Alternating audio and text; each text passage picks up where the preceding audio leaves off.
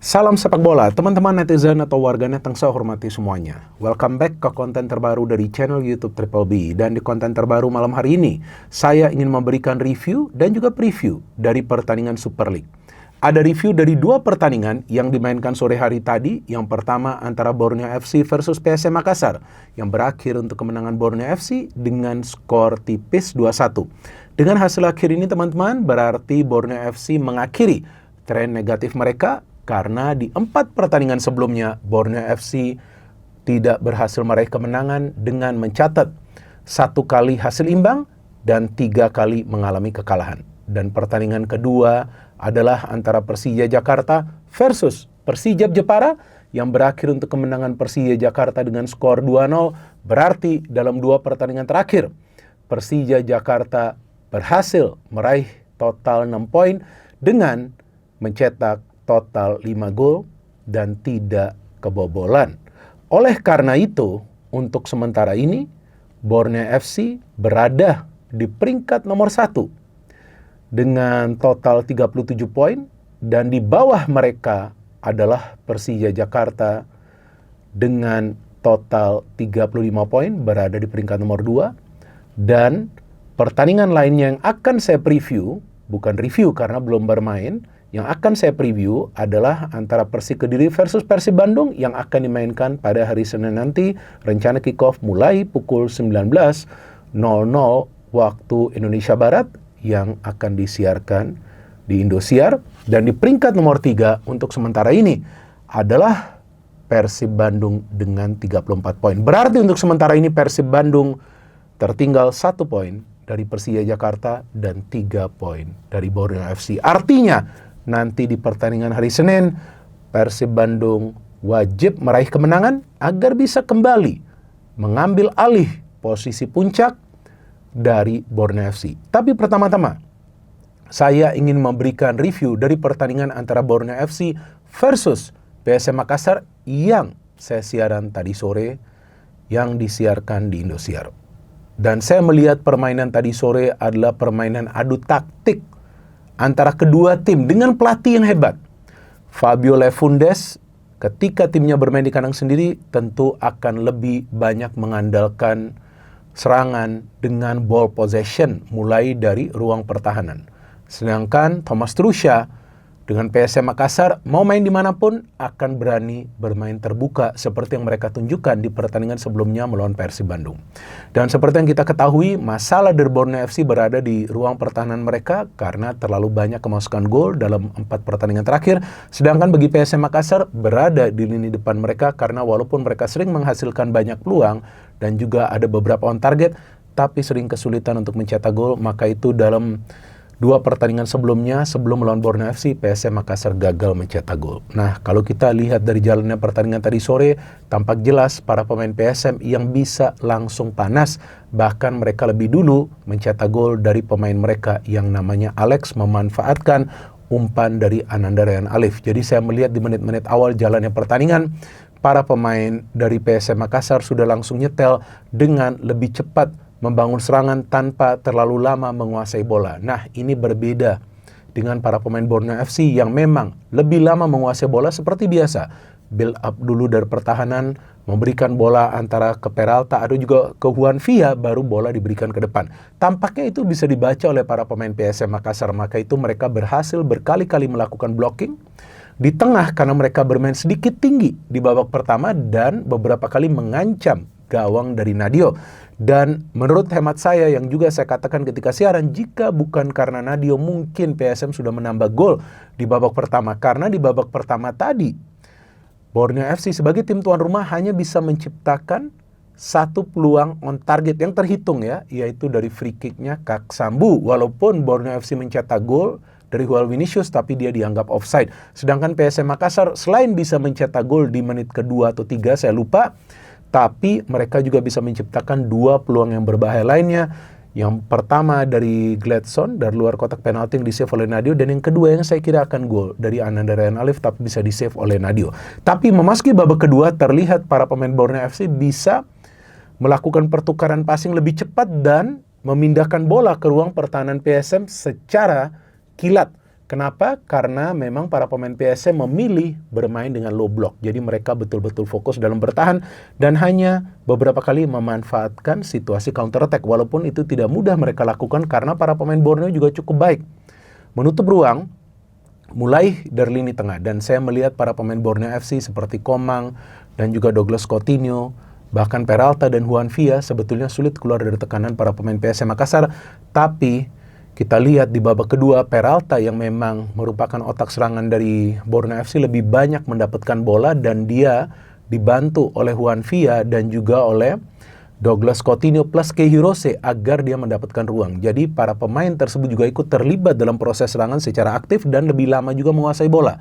Jadi bola tidak selalu harus diberikan lebih dulu kepada Peralta. Maka itu dalam sebuah proses serangan akhirnya Peralta yang bisa memberikan umpan kepada Joel Vinicius yang di babak pertama tadi sudah saya katakan golnya dianulir karena berada dalam posisi offside, bisa mencetak gol menyamakan kedudukan ini. Umpannya berkelas, finishingnya juga luar biasa. Dan Joel Vinicius memang total mendapatkan 4 peluang untuk mencetak gol dengan kepalanya, tapi dia bisa mencetak 2 gol. Kemudian kita lihat memang PSM Makassar masih bermain dengan low block. Ini yang saya kaget. Padahal mereka di babak pertama ketika berani menyerang, mereka merepotkan para pemain Borneo FC. Tapi sepertinya mereka memilih mempertahankan dulu keunggulan, tidak ingin mengambil resiko. Namun para pemain Borneo FC fighting spiritnya luar biasa. Mereka tentu ingin mendapatkan 3 poin, karena jika mereka gagal mendapatkan 3 poin lagi, maka mereka akan semakin sulit untuk bisa bersaing agar menjadi juara. Dan akhirnya kita lihat ketika ada bola diberikan oleh Kak Sambu dari corner dan itu bisa disambut oleh Joel Vinicius lagi yang mencetak gol keduanya di pertandingan sore hari ini, sehingga dia mencetak brace di pertandingan tadi sore dan membawa timnya meraih kemenangan. Memang setelah itu PSM juga mendapatkan beberapa kali peluang dan lagi-lagi Nadeo melakukan banyak sekali save loh. Bahkan sekali itu ada shooting dari jauh, tapi dia tetap melakukan save dan membawa timnya meraih kemenangan. Dan sekarang saya ingin membahas pertandingan antara Persija versus Persijap Jepara. Kita tahu bahwa ini adalah pertandingan antara tim yang berada di papan atas dan juga sangat kuat. Bahkan materi pemainnya tuh lebih baik jauh daripada Persijap, karena Persijap berada di zona papan bawah. Bahkan mereka adalah tim yang sangat sulit mencetak gol. Tapi tentu mereka akan bermain untuk membuat kejutan. Namun saya melihat Persija Jakarta nih ketika bermain sebagai tim tuan rumah memang adalah tim yang sulit dikalahkan, apalagi ketika mereka bermain di JIS atau di GBK. Jadi dua stadionnya sangat penting bagi Persija, dan saya pikir dari manajemen Persija menargetkan 2 pertandingan terakhir bermain di GBK itu terbukti sukses karena mereka sebelumnya bisa membantai Bayangkara FC dengan skor 3-0 dan di pertandingan sore hari ini seharusnya juga membantai Persijap. Tapi memang kita tahu bahwa Persija bermain dengan low block yang sangat-sangat dalam. Bahkan kita melihat para pemain mereka benar-benar memproteksi penjaga gawang mereka agar tidak kebobolan banyak gol. Jadi kita lihat bahwa penjaga gawang Sendri memang melakukan banyak saves, bahkan banyak sekali peluang Persija itu dari corner. Tapi Persija yang saya lihat memang mereka sering kesulitan melawan tim yang bermain low block, apalagi ketika kipernya sedang on fire. Maka itu di babak pertama itu pertandingan tidak menghasilkan gol. Namun seperti yang kita ketahui sebelumnya melawan PSM juga sama seperti itu. Tapi kemudian Persija bisa mencetak 2 gol di babak kedua. Karena memang staying power dari para pemain Persija ini bagus. Artinya fisik mereka kuat. Dan ternyata yang bisa mencetak gol lebih dulu adalah Arli ya. Arli ini kan salah satu pemain muda yang diorbitkan dari Akademi Persija ya. Dan what a goal ketika dia mendapatkan umpan dari Hanif. Dan saya melihat peran dari Hanif sangat baik di pertandingan sore hari ini. Dia menjadi pemain yang bisa menyeimbangkan lini tengah dengan kekuatan yang dimiliki oleh Van Basten Souza. Ketika memang di pertandingan ini Fabio tidak dimainkan dari awal dan Witan juga lebih attacking. Jadi tampaknya memang Mauricio Souza juga memilih agar Witan dan Hanif yang dimainkan supaya lebih banyak sirkulasi bola ke depan. Tapi Donitri juga luar biasa permainannya. Saya suka sekali dengan Donitri ini. Bahkan dia sekarang sudah lebih sering tampil sebagai starter. Bruno juga oke, not bad. Tapi gol dari Arli ini yang berkelas, ini yang perlu dia cetak untuk memecah kebuntuan di menit ke-61. Dan setelah itu Aditya Warman, dari mana dia tiba-tiba datang? Dia menggantikan Hanif Syabandi dan dia bisa mencetak gol indah setelah mendapatkan umpan dari Franka. Dan saya melihat Franka juga adalah pemain yang diberikan kesempatan tampil menggantikan Witan. Witan ini agak bingung juga, saya belum konsisten dia ya. Kadang-kadang benar-benar bagus, kadang-kadang tidak begitu baik. Dia mendapatkan beberapa kali ruang tapi gagal memanfaatkan ruang tersebut. Namun kemenangan ini sangat penting bagi Persija sebelum mereka nanti bermain di kandang Persib Bandung. Dan sekarang saya ingin memberikan preview dari pertandingan antara Persik Kediri versus Persib Bandung yang kita tahu adalah pertandingan penting bagi Persib untuk mereka menangkan agar mereka bisa kembali berada di posisi puncak. Tapi walaupun Persik Kediri bukanlah tim yang kuat musim ini, bahkan mereka sulit meraih kemenangan, Tapi ketika mereka bermain di kandang sendiri, mereka adalah tim yang biasanya membuat kejutan. Walaupun memang dalam dua kemenangan terakhir mereka menang lawan tim papan bawah ya, seperti Semen Padang dan juga Persis Solo. Dan sebetulnya mereka tidak punya pemain yang produktif, bahkan Jose Enrique ini tidak konsisten. Namun tetap saja teman-teman, ketika tim-tim yang berada di zona papan bawah melawan Persib Bandung atau juga tim-tim yang berada di papan atas lainnya, pasti mereka akan bermain dengan cara yang berbeda. Bagaimana caranya? Nah, caranya mereka akan mengganggu kreativitas dari tim lawan. Artinya, kalau feeling saya, ini asumsi saya bahwa para pemain Persik akan bermain dengan pressing yang sangat intens. Saya gak yakin di belakang, saya gak yakin main low block, tapi di tengah. Mereka akan menyulitkan para pemain Persib mensirkulasikan bola sampai ke ruang pertahanan mereka, untuk membagi bola sampai ke ruang pertahanan mereka. Karena Persib punya kualitas yang sangat baik dalam membangun serangan mulai dari tengah. Nah, artinya jika tengah Persib itu memang dikunci oleh para pemain Persik, baru kemudian mereka punya peluang untuk minimal mendapatkan draw. Dan kita tahu Persik walaupun tidak punya pemain bintang, tapi sebetulnya mereka punya kiper yang bagus kan, Leona Faccio. Dan mereka juga punya mantan pemain Persib 2 loh, Hen dan juga Ezra Walian. Bagaimana dengan Persib? Memang banyak yang menilai bahwa kemungkinan Boyan Hodak akan melakukan rotasi supaya para pemain nanti fit melawan Persija. Tapi saya pikir Boyan Hodak tidak akan mengambil resiko seperti itu. Karena tetap lawan Persik ini bukanlah pertandingan yang mudah. Dan gak ada yang pasti dalam sepak bola. Artinya feeling saya dia tetap akan menurunkan. Ini feeling saya, mungkin juga nanti saya salah. Kemungkinan dia akan tetap menurunkan pemain-pemain pilarnya agar mendapatkan 3 poin melawan Persik Kediri yang memang performanya belum membaik. Tapi satu kekuatan dari Persik adalah mereka bermain di kandang sendiri. Dan biasanya tim ini ketika bermain di kandang sendiri, bermainnya lebih percaya diri melawan tim-tim yang berada di papan atas. Bagi Persib Bandung, sebetulnya mereka tidak punya beban. Walaupun memang untuk sementara ini mereka tertinggal karena Borneo dan Persija sudah menang. Tapi sebetulnya tim ini tidak punya beban. Mereka biasa menikmati para pemainnya jalannya pertandingan. Jadi kalau asumsi saya, Boyan Hodak tetap akan meminta para pemain untuk mendapatkan kemenangan. Dan saya tidak yakin bahwa Persib akan bermain dengan intensitas sedang atau rendah. Tapi feeling saya Persib akan bermain dengan high tempo. Karena secara kualitas materi pemain mereka unggul. Tapi secara taktik Boyan harus betul-betul pintar.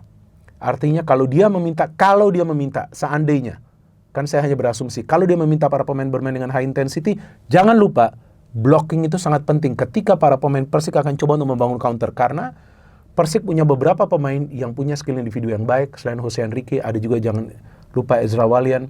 Dan juga ada Bayu Otto juga, dia pemain yang sangat penting di Persik Kediri. Jadi kalau feeling saya, pertandingan antara Persik versus Persib akan berlangsung ketat.